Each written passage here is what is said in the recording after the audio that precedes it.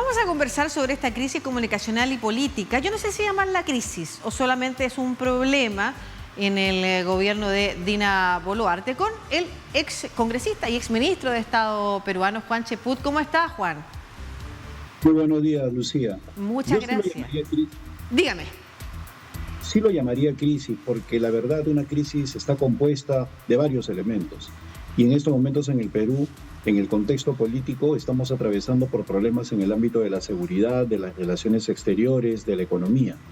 Por lo tanto, este es simplemente un capítulo más de la lamentable situación en la cual por el momento se encuentra el país. Claro, efectivamente, si el gobierno estuviera fortalecido, pudieran haber habido explicaciones sobre este entuerto, entramado comunicacional político que hubo la semana pasada. Un gobierno fortalecido es capaz de superar una situación particular, pero si hay distintos frentes, efectivamente se hace más difícil para un gobierno sostener y tiene que tratar de bajar los frentes, de apagar esos incendios rápidamente. Pero quiero que analicemos primero el problema puntual. A su juicio, ¿cuál es la gravedad de la situación que amerita la renuncia?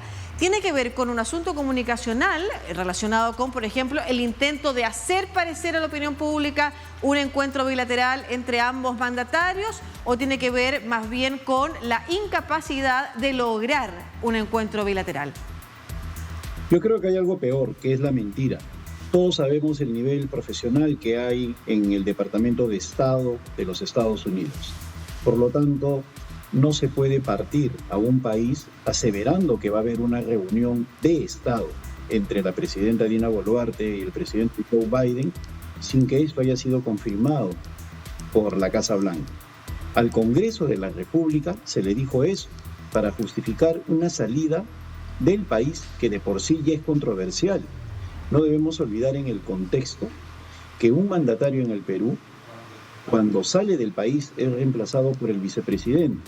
Y si no está el vicepresidente en condiciones, el segundo vicepresidente.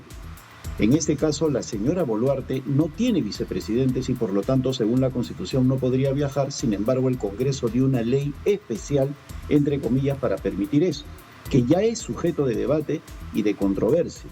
Entonces, para poder justificar la salida, la canciller y las altas autoridades del Perú señalaron que había un encuentro con el propio presidente Biden y que eso obviamente se tenía que honrar. Y luego para nosotros fue abrumador ver, como tú bien has señalado, los encuentros de Estado con el presidente Gabriel Boric, por todo lo alto, el presidente de Chile, y con el presidente de República Dominicana, Luis Abinader.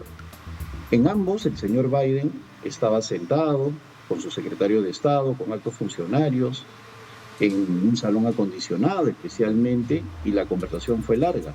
No fue un paseo por un espacio, por un salón de la Casa Blanca, como pretenden hacer pasar como un encuentro de Estado.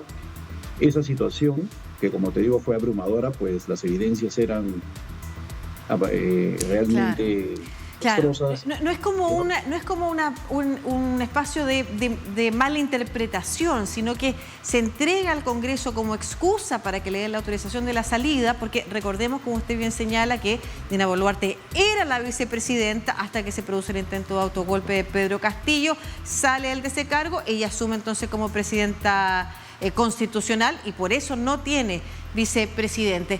Y como usted señala, fue posible ver a esos otros dos mandatarios que usted recordaba, el chileno Boric y Abinader, reunidos en el Salón Oval, de hecho, tanto con funcionarios de Cancillería, de Gobierno, ministros, como también en un encuentro privado que luego fue, además, reproducido de alguna manera ante la prensa, donde se tomaron declaraciones y hubo una conversación cercana entre ambos. Quiero hacerle la siguiente pregunta. Y porque usted además conoce la trayectoria también de los funcionarios de gobierno. ¿Usted considera que lo que se hizo fue una mentira deliberada o cree que fue un error por inexperiencia?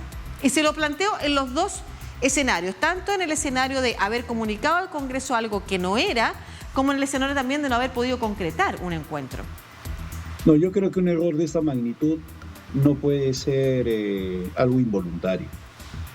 Se ha pretendido mentirle al Congreso, y esta es una opinión que yo he meditado mucho, para justificar un viaje y luego se ha buscado agotar instancias en los Estados Unidos para que se concrete algún tipo de acercamiento al presidente Joe Biden.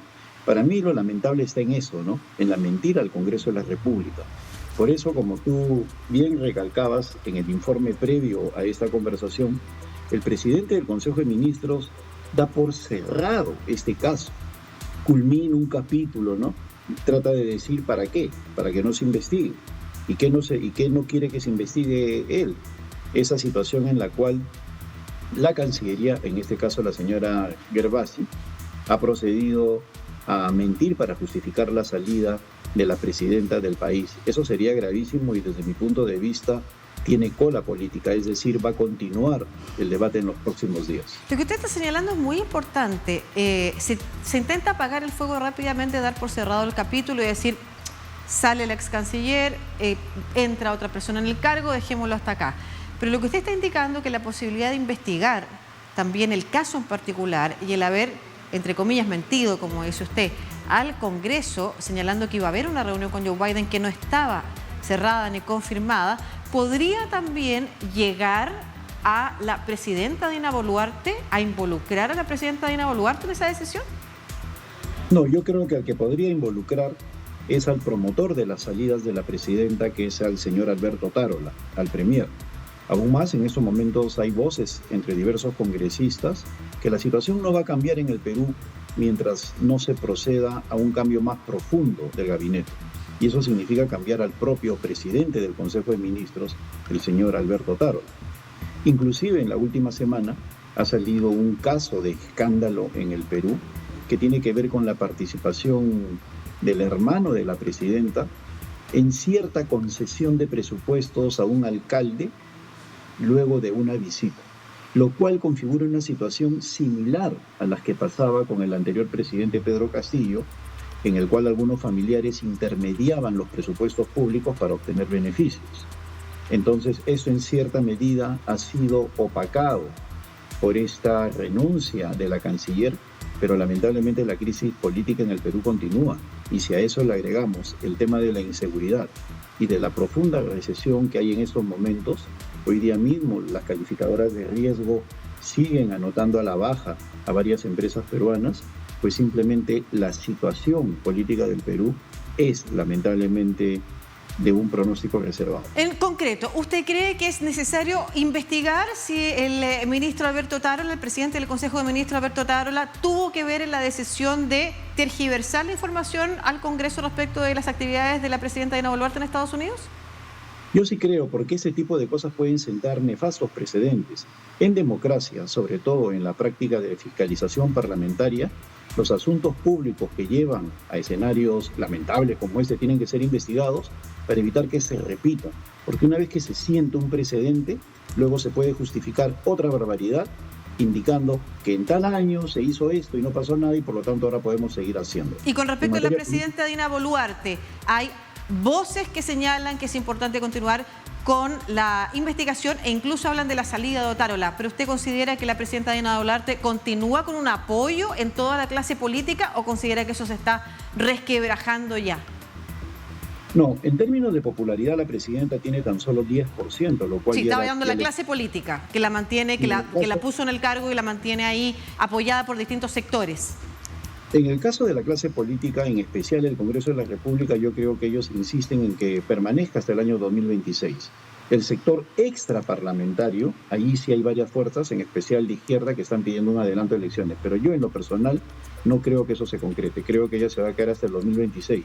Y la mejor solución para lograr eso y darle cierta estabilidad al país es colocando un consejo de ministros con gente de verdadera calidad que no lleven al Perú a este tipo de situaciones desagradables, ¿no? Y vergonzosas. Perfecto, muchas gracias Juan Cheput, ex congresista y ex ministro de Estado del Perú, por esta conversación. Que esté muy bien.